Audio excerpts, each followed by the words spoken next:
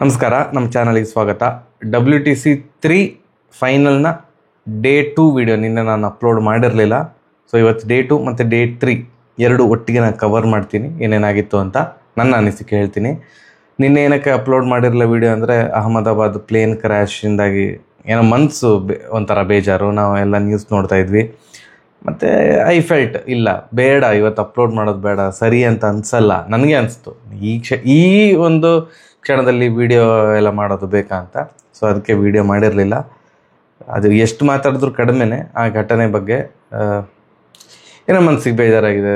ತುಂಬ ಶಾಕಿಂಗು, ಸಂಕಟ ಆಗುತ್ತೆ, ಅದೆಲ್ಲ ನೆನೆಸ್ಕೊಳ್ಳೋಕೆ ಸಂಕಟ ಆಗುತ್ತೆ. ಸೊ ಅಗಲಿದ ಆತ್ಮಗಳಿಗೆ ನಮ್ಮ ಚಾನಲ್ ಕಡೆಯಿಂದ, ನಮ್ಮ ವ್ಯೂವರ್ಸ್ ಕಡೆಯಿಂದ, ಸಬ್ಸ್ಕ್ರೈಬರ್ಸ್, ನಾನ್ ಸಬ್ಸ್ಕ್ರೈಬರ್ಸು ಎಲ್ಲರ ಕಡೆಯಿಂದ ನಾವು ಶಾಂತಿ ಕೋರೋಣ ಅಷ್ಟೇ. ಅದು ಬಿಟ್ಟರೆ ನನಗೆ ಅದು ಏನು ಮಾತಾಡಬೇಕಂತ ನನಗೂ ಐಡಿಯಾ ಇಲ್ಲ. ಎಸ್, ಈಗ ನಿಮ್ಮ ಪ್ರೀತಿಯ ಜನಾರ್ದನ್ ಸರ್ ಬರಲಿ ಅಲ್ವಾ, ಅದಕ್ಕೋಸ್ಕರ ನೀವು ಕಾಯ್ತಾ ಇರೋದು. ಚೋಕರ್ಸ್ ಯಾರು ಅಣ್ಣ?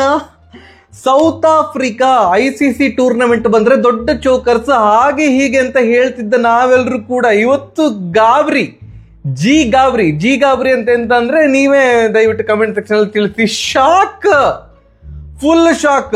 ಐತಿಹಾಸಿಕ ಕ್ಷಣಕ್ಕೆ ಇನ್ನು ಸೌತ್ ಆಫ್ರಿಕಾ ಕೇವಲ 69 ರನ್ ಹೊಡಿಬೇಕು. 8 ವಿಕೆಟ್ ಕೈಯಲ್ಲುಂಟು. ಏನಾದರೂ ನಾಳೆ ಇಷ್ಟು ಹತ್ರ ಬಂದು ಸೋತ್ರೆ ICC ಕ್ರಿಕೆಟ್ ಹಿಸ್ಟರಿಯ ಚೋಕರ್ಸ್ ಸೌತ್ ಆಫ್ರಿಕಾ ಅಂತ ಅನೌನ್ಸ್ ಮಾಡಬೇಕು. ನಮಸ್ಕಾರ, ಅದಕ್ಕೆ ಸಿದ್ಧನಾರ್ದನ್ ಸರ್ ಮಾತಾಡ್ತಿರೋದು. ಕುಶಲವೇ, ಕ್ಷೇಮವೇ, ಸೌಖ್ಯವೇ? Welcome back to Ganesh column cricket talks YouTube channel. WTC3 final.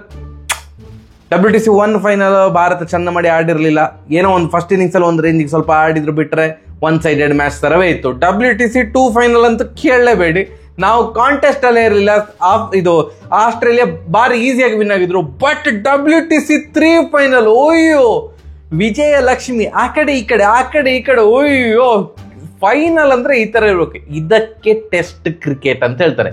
ಯಾರಾದ್ರೂ ಟೆಸ್ಟ್ ಕ್ರಿಕೆಟ್ ಅಂತ ಮಾರ್ರೆ bore, IPL best, T20 best ಅಂತಂದ್ರೆ ಅವ್ರಿಗೆ ಈ ಥರದ ಮ್ಯಾಚ್ ತೋರಿಸ್ಬೇಕು. ಬರೀ ಇದು ಅಂತಲ್ಲ, ನಮ್ದು ಸುಮಾರು ನಾವು ಅಂದ್ರೆ ಭಾರತದ್ದು ಉಂಟು. ಈಗ ಪಂತ್ ಆಸ್ಟ್ರೇಲಿಯಾದಲ್ಲಿ ಒಂದು ವಿನ್ ಮಾಡಿಸಿಕೊಟ್ಟ ಇನ್ನಿಂಗ್ಸ್, ಆ ಥರ ಸುಮಾರು ಉಂಟು.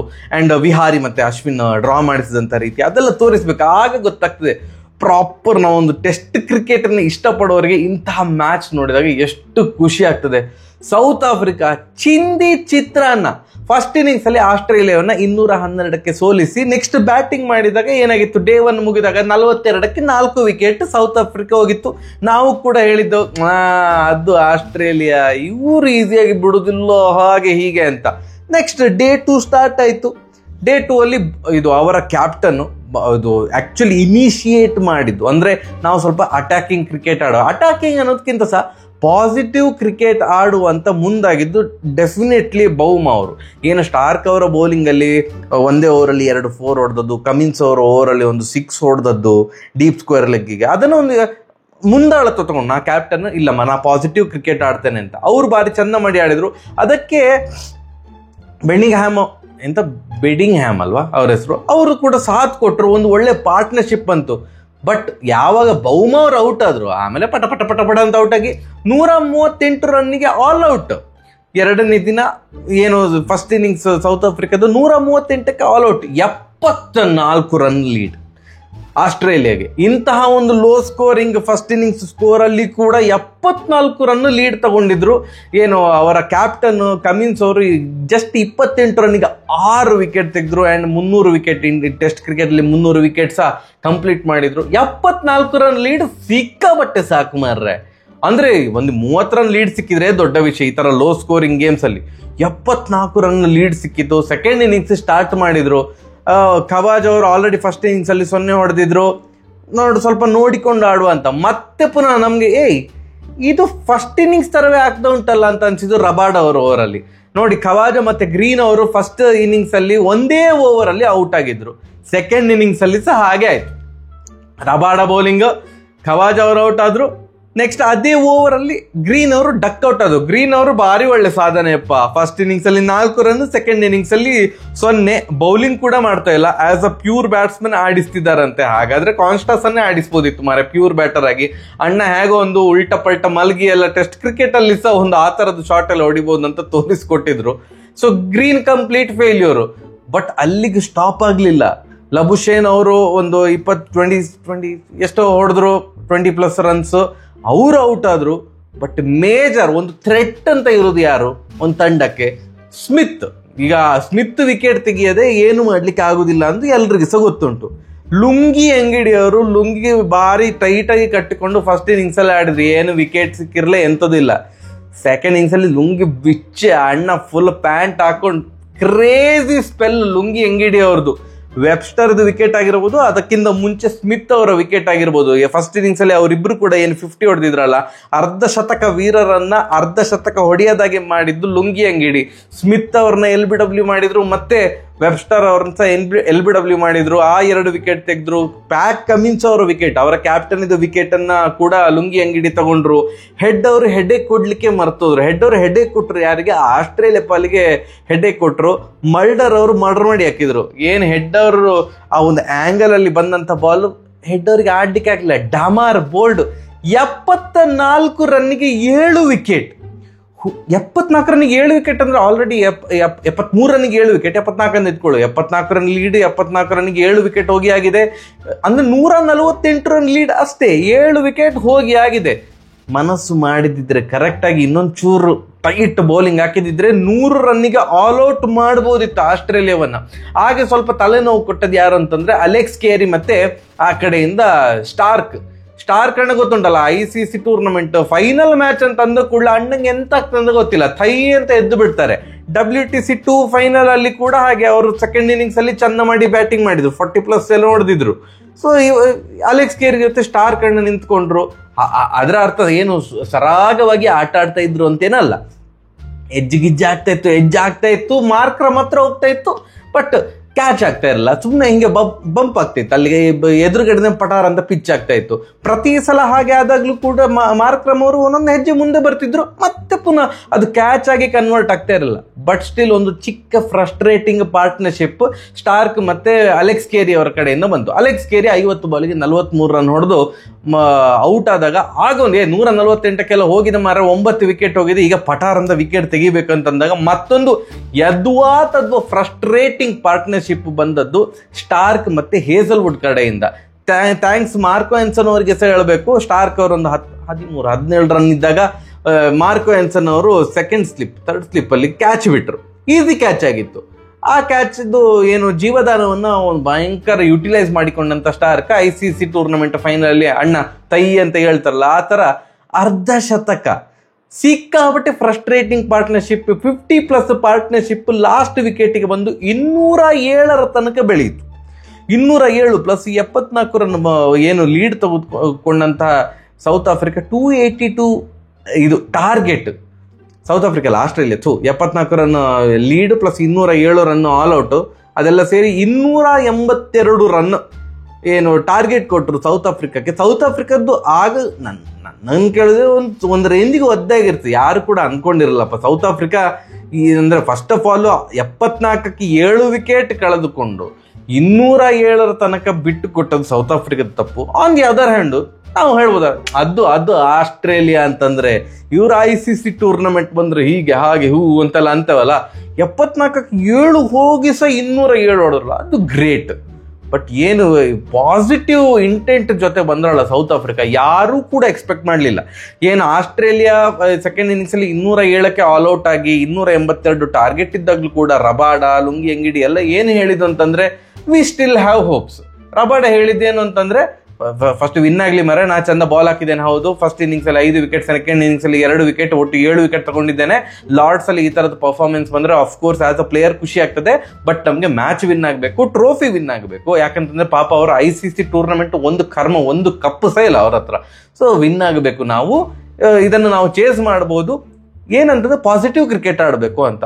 ಪಾಸಿಟಿವ್ ಅದರ ಅರ್ಥ ಅಗ್ರೆಷನ್ ಅಂತಲ್ಲ, ಅಗ್ರೆಸಿವ್ ಕ್ರಿಕೆಟ್ ಬೇರೆ. ಅಂದ್ರೆ ದಾಡಪಾಡ ಹೊಡಿ, ಅದು ಓಕೆ, ಅಗ್ರೆಷನ್ ಹಾಗೆ ಹೀಗೆ ಅಂತ. ಇದು ಹಾಗೆ ಅಲ್ಲ. ಲಿಟ್ರಲಿ ಇವತ್ತು ಸೌತ್ ಆಫ್ರಿಕಾ ಮಾರ್ಕ್ರಮ್ ಮತ್ತೆ ಬೌಮ ಆಡಿದಂತ ರೀತಿ, ಅಯ್ಯಮ್ಮ ದೇವ, ಲೂಸ್ ಬಾಲ್ ಬಂದ್ರೆ ಅದನ್ನ ನೀವು 1, 2, 4 ಏನೊಂದು ಹೊಡೀರಿ, ಬಟ್ ಓವರ್ ಡಿಫೆನ್ಸ್ ಆಡೋದು ಬೇಡ. ಯಾಕಂತಂದ್ರೆ ಡ್ರಾ ಅಂತೂ ಮಾಡ್ಲಿಕ್ಕೆ ಆಗುದಿಲ್ಲ. Day 3, Day 4, Day 5 ಒಟ್ಟು 3 ದಿನ ಇದೆ. ನಿಮ್ಗೆ ರಿಸಲ್ಟ್ ಪಕ್ಕ ಬರ್ತದೆ. ಒಂದು ಆಸ್ಟ್ರೇಲಿಯಾ ವಿನ್ನು, ಒಂದು South Africa win. So south Africa win ಕಡೆಗೆ ಹೋಗ್ಬೇಕು ಹೊರತು ಡ್ರಾ ಅಂತೂ ಮಾಡ್ಲಿಕ್ಕೆ ಸಾಧ್ಯವೇ ಇಲ್ಲ. 3 ದಿನ ಎಲ್ಲ ಬ್ಯಾಟಿಂಗ್ ಎಲ್ಲ ಮಾಡ್ಲಿಕ್ಕೆ ಆಗುದಿಲ್ಲ.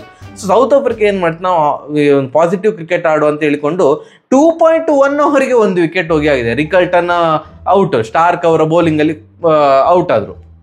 ಅದಾದ್ಮೇಲೆ ಮಲ್ಡರ್ ಮತ್ತೆ ಮಾರ್ಕಮ್ ಸೇರ್ಕೊಂಡು ಸಿಕ್ಕಾಪಟ್ಟೆ ಪಾಸಿಟಿವ್ ಕ್ರಿಕೆಟ್ ಆಡಿದ್ರು. ಫೋರ್ಸ್ ಬರ್ತಾ ಇತ್ತು, ಒಳ್ಳೆ ಸ್ಟ್ರೈಕ್ ರೊಟೇಟ್ ಮಾಡ್ತಾ ಇದ್ರು. ಒಂದು 50 ಪಾರ್ಟ್ನರ್ಶಿಪ್ ಬಂತು ಅವರ ಕಡೆಯಿಂದ. ಮಲ್ಡರ್ ಅವರು ಔಟ್ ಆದ್ರು. ಬೌಮ ಬಂದ. ಬೌಮ ಅಣ್ಣ ಫಸ್ಟ್ ಅವರ ಫಸ್ಟ್ ರನ್ನೇ ಏರಿಯಲ್ ಶಾಟ್. ನಾನು ಅಣ್ಣ ಇದು ಸ್ವಲ್ಪ ಯಾಕೋ ಜಾಸ್ತಿ ಆಯ್ತಲ್ಲ, ಸಿಕ್ಕಾಪಟ್ಟೆ ಟ್ರೋಲ್ ಮಾಡ್ತಾರೆ ಬೌಮನನ್ನು. ಒಂದು ಪಾಪ ಅವರು ಇರುವಂತ ಆಕಾರ, ಕಮಿನ್ಸ್ ಅವರನ್ನ ಹೀಗೆ ನೋಡ್ಬೇಕು ಅಣ್ಣ, ಯಾಕಂದ್ರೆ ಅಷ್ಟು ಅಜಗಜಾಂತರ ವ್ಯತ್ಯಾಸ. ಅವರ ಕ್ಯಾಪ್ಟನ್ ನೋಡಿದ್ರೆ ಅಷ್ಟು ಲಂಬು, ಇವರು ಇಷ್ಟು ಕುಳ್ಳಕ್ಕೆ ಇದ್ದಾರೆ, ಆಯ್ತಾ. ಬಟ್ ರಿಮೆಂಬರ್, ಟೆಸ್ಟ್ ಕ್ರಿಕೆಟ್ ಅಲ್ಲಿ ನಂಬರ್ 6 ಅಲ್ಲಿದ್ದಾರೆ ranking as a batter. Bavuma 6th place ಅಲ್ಲಿ ಇದ್ದಾರೆ. Fantastic batsman. ಈ ಒಂದು WTC 3 ಸೈಕಲ್ ಅಲ್ಲಿ ಐ ಥಿಂಕ್ ನನ್ನ ಪ್ರಕಾರ ಹೈಯೆಸ್ಟ್ ರನ್ ಹೊಡೆದಿರೋದು ಸೌತ್ ಆಫ್ರಿಕಾದ ಪಾಲಿಗೆ ಬೌಮ ಅಂತ ಅಂದ್ಕೊಳ್ತೇನೆ. ಇವತ್ತು 2 ರನ್ ಅಲ್ಲಿ ಇದ್ದಾಗ ಸ್ಮಿತ್ ಮಾಡಿದಂತಹ ಎಡವಟ್ಟು ನೋಡಿ. ಫಸ್ಟ್ ಇನ್ನಿಂಗ್ಸ್ ಅಲ್ಲಿ ಸ್ಮಿತ್ ಚೆನ್ನ ಮಾಡಿ ಆಡಿದ್ರು, ಅದೆಲ್ಲ ಹೌದು. ಯಾರು ಒಳ್ಳೆ ಬ್ಯಾಟ್ಸ್ಮನ್ ಅಂಡ್ ಭಯಂಕರ ಫೀಲ್ಡರ್ ಅವರು. ಬಟ್ ಇವತ್ತು ಮಾಡಿದಂತ ಎಡವಟ್ಟು ಅವರಿಗೆ ಯಾವ ಮಹಾನುಭಾವ ಹೇಳಿದ್ರಂತ ನಂಗೆ ಇನ್ನೂ ಸಹ ಗೊತ್ತಿಲ್ಲ. ಫಸ್ಟ್ ಸ್ಲಿಪ್ ಅಲ್ಲಿ ನೀನು ಹೆಲ್ಮೆಟ್ ಹಾಕೊಂಡು ಇರ್ಬೇಕು ಮಾರ್ರೆ ಅಂತ, ಅಥವಾ ನಾನು ಎಂತಾರು ನೋಡ್ಲಿಕ್ಕೆ ಮಿಸ್ ಮಾಡಿದ್ರೆ ದಯವಿಟ್ಟು ತಿಳಿಸಿ. ಯಾಕೆ ನಂಗೆ ಇನ್ನೂ ಸಹ ಗೊತ್ತಿಲ್ಲ ಹೆಲ್ಮೆಟ್ ಹಾಕೊಂಡು ಯಾಕೆ ಇದ್ರು ಫಸ್ಟ್ ಸ್ಲಿಪ್ ಅಲ್ಲಿ ಅಂತ. ಬೌಮ 2 ರನ್ ಅಲ್ಲಿ ಇದ್ರು, ಎಡ್ಜ್ ಆಯ್ತು, ಫಸ್ಟ್ ಸ್ಲಿಪ್ಪಿಗೆ ಹೋಯ್ತು. ನಿಮ್ಗೆ ಹೆಲ್ಮೆಟ್ ಹಾಕಿದಾಗ ಎಂತಾಗ್ತದೆ, ಕೆಲವೊಂದು ಆ ಗ್ರಿಲ್ ಅಡ್ಡ ಬರ್ತದಲ್ಲ, ಬಾಲನ್ನು ಜಡ್ಜ್ ಮಾಡ್ಲಿಕ್ಕೆ ಆಗ್ಲಿಲ್ಲ ಅವರು. ಎದೆಯ ಮಟ್ಟಕ್ಕೆ ಬಂದಂತ ಬಾಲನ್ನು ಏನೋ ಹಿಡಿಲಿಕ್ಕೆ ಹೋಗಿ ಅದು ಕ್ಯಾಚ್ ಡ್ರಾಪ್ ಆಯ್ತು. ಅವರು ಫಿಂಗರ್ ಅನ್ನ ಡಿಸ್ಲೊಕೇಟ್ ಕೂಡ ಮಾಡಿಕೊಂಡ್ರು, ಗ್ರೌಂಡ್ ಇಂದ ಹೊರಗಡೆ ಹೋದ್ರು. ಐ ಥಿಂಕ್ ಹಾಸ್ಪಿಟ್ಲಿಗೆ ಹೋದ್ರು ಅಂತ ಕಾಣ್ತದೆ. ಫಿಂಗರ್ ಡಿಸ್ಲೊಕೇಟ್ ಆಗಿದೆ ಸ್ಮಿತ್ ಅವ್ರದ್ದು. ಆ ಒಂದು ಏನು ಡ್ರಾಪ್ ಕ್ಯಾಚ್ ಇಡೀ ಈ ಮ್ಯಾಚಿನ ಒಂದು ಟರ್ನಿಂಗ್ ಪಾಯಿಂಟ್. ಮ್ಯಾಚ್ ಏನಾದ್ರು ಸೌತ್ ಆಫ್ರಿಕಾ ಸೋತಿದ್ರೆ ಟರ್ನಿಂಗ್ ಪಾಯಿಂಟ್ ಯಾವುದು ಅಂತ ಕೇಳಿದ್ರೆ ನಾನು ಏನ್ ಹೇಳ್ತಿದ್ದೆ ಅಂತಂದ್ರೆ, ಒಂದು ವೆಬ್ಸ್ಟರ್ ಅವರದ್ದು LBW ತಗೊಂಡಿರ್ಲಿಲ್ಲ ಸೌತ್ ಆಫ್ರಿಕಾ ಫಸ್ಟ್ ಇನ್ನಿಂಗ್ಸ್ ಅಲ್ಲಿ. ಸೊ ಆದ್ರಿಂದ ಅವ್ರಿಗೆ 70 ರನ್ ಹೊಡಿಲಿಕ್ಕೆ ಆಯ್ತು. ಅಂಡ್ ಇನ್ನೊಂದು ಸೆಕೆಂಡ್ ಇನ್ನಿಂಗ್ಸ್ ಅಲ್ಲಿ ಸ್ಟಾರ್ಕ್ ಅವ್ರದ್ದು ಕ್ಯಾಚ್ ಮಾರ್ಕೋ ಆನ್ಸನ್ ಅವರು ಹಿಡಿಲಿಲ್ಲ. ಅದಕ್ಕೆ ಆ ತರದೊಂದು ಫ್ರಸ್ಟ್ರೇಟಿಂಗ್ ಪಾರ್ಟ್ನರ್ಶಿಪ್ ಎಲ್ಲ ಬೆಳೀತು ಆಸ್ಟ್ರೇಲಿಯಾದು ಅಂತೆಲ್ಲ ಹೇಳುವ ಅಂತ ಅಂದ್ಕೊಂಡಿದ್ದೆ. ಬಟ್ ಅದಕ್ಕಿಂತ ಸಹ ಜಾಸ್ತಿ ಟರ್ನಿಂಗ್ ಪಾಯಿಂಟ್ ಏನಂತಂದ್ರೆ ಬೌಮ್ ಅವರ ಕ್ಯಾಚ್ ಸ್ಮಿತ್ ಅವರು ಬಿಟ್ಟದ್ದು. ಕ್ಯಾಚ್ ಬಿಟ್ಟದ್ದು ವಿಕೆಟೇ ಹೋಗ್ಲಿಲ್ಲ. 143 ರನ್ಸ್ ಪಾರ್ಟ್ನರ್ಶಿಪ್. ಈಗ ಮುರಿಯದ 3ನೇ ವಿಕೆಟ್ಗೆ 143 ಪಾರ್ಟ್ನರ್ಶಿಪ್ ಮಾರ್ಕ್ರಮ್ ಹಾಗೂ ಬೌಮ ಕಡೆಯಿಂದ ಬಂದಿದೆ. ಮಾರ್ಕ್ರಮ್ ಅಂತೂ ಕ್ಲಾಸ್, ಜಸ್ಟ್ ಕ್ಲಾಸ್. IPL ಅಲ್ಲಿ ಏನು ಒಂದು ಒಳ್ಳೆ ಫಾರ್ಮ್ ಅನ್ನು ಇಟ್ಟುಕೊಂಡಿದ್ರು ಅದನ್ನೇ ಕಂಟಿನ್ಯೂ ಮಾಡಿದ್ದಾರೆ ಮಾರ್ಕ್ರಮ್ ಅವರು. ಫಸ್ಟ್ ಇನ್ನಿಂಗ್ಸ್ ಅಲ್ಲಿ 0 ಹೊಡೆದ್ರು. ಈಗ not out 102 run. Classy batsman, ಅದರಲ್ಲಿ ಏನು ಡೌಟೇ ಇಲ್ಲ. 100 ಹೊಡೆದ ಮೇಲೆ 0 ಸೆಲೆಬ್ರೇಷನ್. ಸುಮ್ಮನೆ ಇದ್ದದ್ದು ಹೀಗೆ ಹೆಲ್ಮೆಟ್ ತೆಗೆದ್ರು ಹೀಗೆ ನೋಡಿ. ಯಾಕಂತಂದ್ರೆ ಅವ್ರಿಗೆ ಗೊತ್ತುಂಟು ಯಾವ ಕ್ಷಣದಲ್ಲಿ ಸೌತ್ ಆಫ್ರಿಕಾ ಎಂತ ಎಡವಟ್ಟು ಬೇಕಾದ್ರೆ ಸಹ ಮಾಡುವಂತಹ ತಂಡ ಅಂತ. ಅದಕ್ಕೆ ಈ ಟ್ರೋಫಿ ಒಂದು ವಿನ್ ಆಗುವ ತನಕ ಸೆಲೆಬ್ರೇಟ್ ಮಾಡಬಾರ್ದಂತ ಅಂದ್ಕೊಂಡಿದ್ದಾರೆ ಅಂತ ಅನಿಸ್ತದೆ. ಆ ಕಡೆಯಿಂದ ಬೌಮ ಕಡೆಯಿಂದ ಸಹ 50 ಹೊಡೆದಾಗ ಸಹ ಏನು ಸಹ ಸೆಲೆಬ್ರೇಷನ್ ಇರಲಿಲ್ಲ. ಬೈ ದ ವೇ ಬೌಮ ಅವರು ಪಾಪ ಓಡ್ಲಿಕ್ಕೆ ಭಾರಿ ಒದ್ದಾಡ್ತಾ ಇದ್ದಾರೆ. ವಿದಿನ್ 10 ರನ್ಸ್ ಅಲ್ಲಿ ಇದ್ದಾಗಲೇ ಅವರಿಗೆ ಹ್ಯಾಮ್ಸ್ಟ್ರಿಂಗ್ ಆಯ್ತು. ಆದ್ರೂ ಕೂಡ ಆ ಒಂದು ಕುಂಟುಕೊಂಡೇ ಬೌಮ ಅವರು ನಾಟ್ ಔಟ್ 65 ರನ್ ಹೊಡೆದಿದ್ದಾರೆ. ಒಳ್ಳೆ ರನ್ ರೇಟ್ ಅಲ್ಲಿ, I think 3.8 run rate over all run rate ಈ ಸೆಕೆಂಡ್ ಇನ್ನಿಂಗ್ಸ್. ಇದು ಭಾರಿ ಚಂದ ಮಾಡಿ ಆಡ್ತಾ ಇದ್ದಾರೆ. 213 ರನ್ಗೆ 2 ವಿಕೆಟ್. ಇನ್ನು ಕೇವಲ 69 ರನ್ ಬೇಕು. ಏನೂ ಎಡವಟ್ಟಾಗದಿದ್ರೆ, ಸುಮ್ಮನೆ ನಾವು ಕ್ರಿಕೆಟಿಂಗ್ ಟರ್ಮ್ಸ್ ಅಲ್ಲಿ ಮಾಡೋದಿದ್ರೆ ಓಕೆ, ನಾಳೆ ಸೌತ್ ಆಫ್ರಿಕಾ ವಿನ್ ಆಗ್ತಾರೆ ಅಂತ ಹೇಳ್ಬೋದು. 90% ಈಗಲೂ ಸಹ ನಾನು ಹೇಳೋದು ಏನಂತಂದ್ರೆ ಸೌತ್ ಆಫ್ರಿಕಾ ವಿನ್ ಆಗ್ತಾರೆ. ಅಂದ್ರೆ ನನ್ನ ಬಾಯಿಂದ ಈ ಮಾತು ಬರ್ತದೆ ಅಂತ ನಾನು ಅಂದ್ಕೊಂಡೇ ಇರಲಿಲ್ಲ. ಯಾಕಂತಂದ್ರೆ ಇದು ಪ್ರಿವ್ಯೂ ಅಲ್ಲಿ ಫಸ್ಟ್ ಡೇ ಆದ್ಮೇಲೆ ಏನ್ ಹೇಳ್ತಿದ್ದೆ ಅಂತಂದ್ರೆ ಇದು ಪಕ್ಕ ಇದು ಆಸ್ಟ್ರೇಲಿಯಾವೇ ವಿನ್ ಆಗುದಂತ. ಬಟ್ ಈಗ ಕೇವಲ 69 ರನ್ ಬೇಕು, 8 ವಿಕೆಟ್ ಕೈಯಲ್ಲಿ ಉಂಟು. ಇಬ್ರು ಸಹ ಸಾಲಿಡ್ ಬ್ಯಾಟ್ಸ್ಮನ್, ಒಳ್ಳೆ ಟೆಕ್ನಿಕ್ ಇರುವಂತ ಇಬ್ರು ಬ್ಯಾಟ್ಸ್ಮನ್ ಆಟ ಆಡ್ತಾ ಇದ್ದಾರೆ. ಸೊ ಸೌತ್ ಆಫ್ರಿಕಾ ವಿನ್ ಆಗ್ತಾರೆ ಅಂತವೇ ನಾನು ಹೇಳೋದು. ಬಟ್ ಆ 10% ಯಾಕಂತಂದ್ರೆ ಒಪೋನೆಂಟ್ ಯಾರು? ಆಸ್ಟ್ರೇಲಿಯಾ. ಇನ್ನೊಂದು ಆಡ್ತಾ ಇರೋರು ಯಾರು? South Africa. ಯಾಕಂತಂದ್ರೆ ಇಲ್ಲಿಂದ ಚೋಕ್ ಮಾಡುವಂತ ಕೆಪಾಸಿಟಿ ವರ್ಲ್ಡ್ ಕ್ರಿಕೆಟ್ ಅಲ್ಲಿ ಇರೋದು ಏಕೈಕ ಒಂದು ತಂಡಕ್ಕೆ ಮಾತ್ರ. ಪಾಕಿಸ್ತಾನ ಸಹ ಇವರ ಹತ್ರ ಇಲ್ಲ ಅಂತ ನಂಗೆ ಭಾವಿಸುದು. ಸೌತ್ ಆಫ್ರಿಕಾ ಅವ್ರ ಚೋಕಿಂಗ್ ಅಲ್ಲಿ ನಂಬರ್ 1. ಸೊ ಇಲ್ಲಿ ಇಷ್ಟು ಹತ್ರ ಬಂದು ಏನಾದ್ರೂ ಮ್ಯಾಚ್ ಸೋಲುವಂತ ಸಾಮರ್ಥ್ಯ ಇರೋದು ಈ ತಂಡಕ್ಕೆ ಮಾತ್ರ, ಸೌತ್ ಆಫ್ರಿಕಾಕ್ಕೆ, ಈ ದೇಶಕ್ಕೆ, ಈ ತಂಡಕ್ಕೆ ಅಂತಲ್ಲ, ಈ ದೇಶದ ತಂಡಕ್ಕೆ. ಅದೊಂದು ನಂಗೆ ಭಯ ಉಂಟು. ಚೋಕ್ ಮಾಡೋದಿರಲಿ, ಸೌತ್ ಆಫ್ರಿಕಾ ಅಟ್ಲೀಸ್ಟ್ ಒಂದು ವಿನ್ ಆಗಿ ICC ಟ್ರೋಫಿ ವಿನ್ ಆಗಲಿ. 18 ವರ್ಷದಲ್ಲಿ ಫಸ್ಟ್ ಟೈಮ್ ನಾವು RCB ಒಂದು ಕಪ್ ಗೆಲ್ಲೋದನ್ನು ನೋಡಿದೆವು. ಹಾಗೆಯೇ ಈ ವರ್ಷದಲ್ಲಿ ಒಂದು ಕ್ರಿಕೆಟಲ್ಲಿ ಒಂದು ಸೌತ್ ಆಫ್ರಿಕಾ ICC ಟ್ರೋಫಿಯನ್ನು ವಿನ್ ಆಗುವಾಗಲಿ. ಆ್ಯಂಡ್ ಇನ್ನೊಂದು ಹೇಳಿದ್ನಲ್ಲ, ಆಸ್ಟ್ರೇಲಿಯಾ ಇರೋದು ಅವರು ಅಷ್ಟು ಈಸಿಯಾಗಿ ಬಿಟ್ಟು ಕೊಡೋದಿಲ್ಲ. ಯಾವುದೋ ಒಂದು ಆಲ್ ಆಫ್ ಅ ಸಡನ್ ಒಂದು ಡ್ರೀಮ್ ಸ್ಪೆಲ್ ಬಂದು ಯಾವುದೋ ಒಂದು ಬೌಲರ್ ಯಾರೋ ಇದು ಸ್ಟಾರ್ಕೋ, ಕಮಿನ್ಸೋ, ಹೇಸಲ್ವುಡ್ ಸಡನ್ ಆಗಿ ಬಂದು 10 ರನ್ಗೆ 5 ವಿಕೆಟ್ ಎಲ್ಲ ತೆಗೆದ್ರೆ ಇವ್ರದ್ದು ಪೂರ್ತಿ ಒದ್ದಾಗಿರ್ತದೆ. ಸೊ ನಾಳೆ ಆ 1 ಅವರ್ ಸಾಕು. ಆ 1 ಅವರಲ್ಲಿ 69 ರನ್, ಎಸ್, 1-1.5 ಗಂಟೆಯಲ್ಲಿ ಹೊಡಿಲಿಕ್ಕೆ ಆಗ್ತದೆ. ಬಟ್ ಆ 1.5 ಗಂಟೆಯಲ್ಲಿ ನಾಳೆ ಏನು ಬೇಕಾರಾಗ್ಬೋದು. ಅದು ಆಗದಿರಲಿ, ಸೌತ್ ಆಫ್ರಿಕಾ ವಿನ್ ಆಗಲಿ ಅನ್ನೋದು ಒಂದು ಎಲ್ಲ ಕ್ರಿಕೆಟ್ ಅಭಿಮಾನಿಗಳ ಆಸೆ. ನೋಡೋ ಎಂತಾಗ್ತದೆ ಅಂತ. ಬಟ್ ಸೌತ್ ಆಫ್ರಿಕಾ ಚಿಂದಿ ಚಿತ್ರಾನ್ನ ಈ ಥರದ ಸೆಕೆಂಡ್ ಇನ್ನಿಂಗ್ಸ್ ಅಲ್ಲೆಲ್ಲ ಹೀಗೆ ಆಡೋದಿದೆಯಲ್ಲ, ಎಸ್, ಬ್ಯಾಟಿಂಗಿಗೆ ಭಾರಿ ಪೂರಕ ಆಗಿದೆ. ಡೇ 3 ಇದು ಫಸ್ಟ್ ಡೇ 14 ವಿಕೆಟ್ ಹೋಗಿದೆ, ಸೆಕೆಂಡ್ ಡೇ 14 ವಿಕೆಟ್ ಹೋಗಿದೆ, ಥರ್ಡ್ ಡೇ ಬರೀ 4 ವಿಕೆಟ್ ಹೋಗಿರೋದು. 2 ಆಸ್ಟ್ರೇಲಿಯಾದ, 2 ಈಗ ಸೌತ್ ಆಫ್ರಿಕಾದು. ಬ್ಯಾಟಿಂಗ್ ಈಸಿ ಆಗಿದೆ, ಬೌನ್ಸ್ ಆ ಥರದ್ದು ಬರ್ತಾ ಇಲ್ಲ, ಲೋ ಬೌನ್ಸ್ ಆಗ್ತಾ ಉಂಟು. ಬಟ್ ಅನ್ಈವನ್ ಬೌನ್ಸ್ ಕೂಡ ಉಂಟು. ಕೊನೆಗೆ ಲಯನ್ ಅಣ್ಣ ಫುಲ್ ಸ್ಕ್ವೇರ್ ಟರ್ನ್ ಪಿಚ್ಚಾಗಿ ಗಿರ ತಿರುಗ್ತಾ ಉಂಟು. ಸೊ ಡೇ 4 ಯಾವ ಥರ ಇರ್ತದೆ ಅಂತ ಗೊತ್ತಿಲ್ಲ, ನೋಡ. ಸೊ ನಾಳೆ ನಾನು ಸ್ವಲ್ಪ ಬ್ಯುಸಿ ಇದ್ದೇನೆ, ಬಟ್ ನಾವು ಫ್ರೀ ಆದ ಕೂಡಲೇ ವಿಡಿಯೋ ಮಾಡ್ತೇನೆ. ಮ್ಯಾಚ್ ಆಗುವಾಗ ನಾನು ಹೊರಗಡೆ ಇರ್ತೇನೆ. ಬಟ್ ನಾಳೆ ವಿಡಿಯೋ ಅಂತೂ ಖಂಡಿತ ಬರ್ತದೆ. ಸೌತ್ ಆಫ್ರಿಕಾ ವಿನ್ ಆಗಲಿ, ಚೊಚ್ಚಲ ಪ್ರಶಸ್ತಿ ಗೆಲ್ಲಲಿ, ಚೊಚ್ಚಲ ICC ಟ್ರೋಫಿ ಗೆಲ್ಲಲಿ ಅಂತ ನಾವು ಹಾರೈಸುವ. ಸರಿಯಾಗಿ ಬರುವ. ನಮಸ್ಕಾರ.